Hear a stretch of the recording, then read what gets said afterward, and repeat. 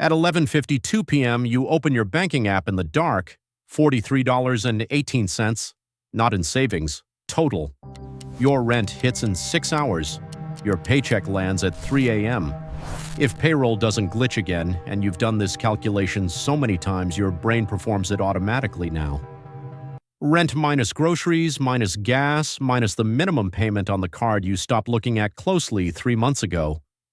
You tell yourself you're managing it. That's the strange thing about living paycheck to paycheck. It rarely feels like drowning. Drowning is dramatic. This feels operational, quiet, functional, like carrying a backpack that gets 1 pound heavier every morning until eventually you forget what standing straight felt like. You stop buying things without checking your balance first. Then you stop opening messages from friends asking to go out.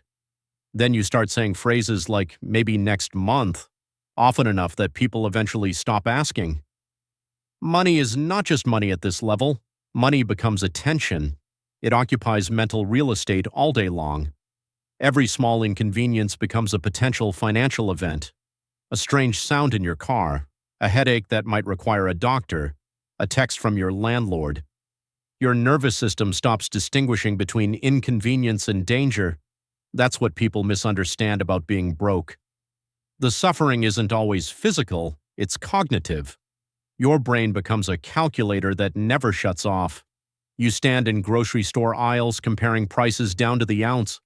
You know exactly how much gas you can afford before Friday. You delay buying shampoo 2 extra days because technically there's still enough left if you add water. And slowly your world shrinks, not all at once, quietly. You stop thinking 5 years ahead because 5 days ahead already feels uncertain. Long-term decisions become emotionally impossible when short-term survival keeps interrupting them. People tell you to invest, build skills, think bigger. But scarcity narrows vision. The future becomes blurry when the present keeps pulling the fire alarm. The machine doesn't ask if you're tired.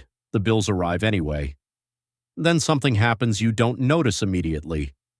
Your personality begins adapting around the pressure. You become less spontaneous, less generous, less curious. You start choosing efficiency over joy in tiny invisible ways. You take the longer route home because it saves $3 in tolls. You eat the same cheap meals repeatedly because decision-making itself feels expensive now. You leave items sitting in online shopping carts for weeks like tiny digital wish museums. And the worst part is how normal it starts to feel. The human brain acclimates to almost anything, even constant low-grade stress. Especially constant low-grade stress. Your body learns the rhythm of financial instability the same way sailors learn rough water. You become functional inside dysfunction. You laugh at memes about being broke because humor is cheaper than panic. Then payday arrives. For about 4 hours you feel normal again. You buy better groceries, maybe a coffee you didn't strictly need. You breathe differently walking through stores because the card probably won't decline today. But by Tuesday, the math returns. By Wednesday, the anxiety is back in your chest like it never left. This is the psychological trap nobody explains. Living paycheck to paycheck destroys your relationship with time. Every dollar already belongs to something before you receive it. Your paycheck is not income. It's a delayed reimbursement for obligations that are already waiting. And when money arrives already emotionally spent, your brain stops associating work with progress. You begin to feel motion without movement. That feeling changes people. Some become impulsive because the future feels unreliable anyway. Others become obsessively cautious, afraid to enjoy anything at all. Most drift between both extremes depending on the month. You watch people online talk about mindset while you calculate whether overdrafting by $28 is better than paying the late fee. And still, you keep going. That's the part nobody gives enough credit for. You keep showing up to work. You answer emails. You smile at customers. You attend birthdays with a mental spreadsheet running silently behind every conversation. Someone asks if you want appetizers and your brain performs arithmetic before your mouth answers. Poverty is exhausting, partly because it never looks exhausting from the outside. Then one day something small changes. Not a lottery ticket, not some cinematic breakthrough. just margin. An extra $400 stays in your account for 2 consecutive months, then 3.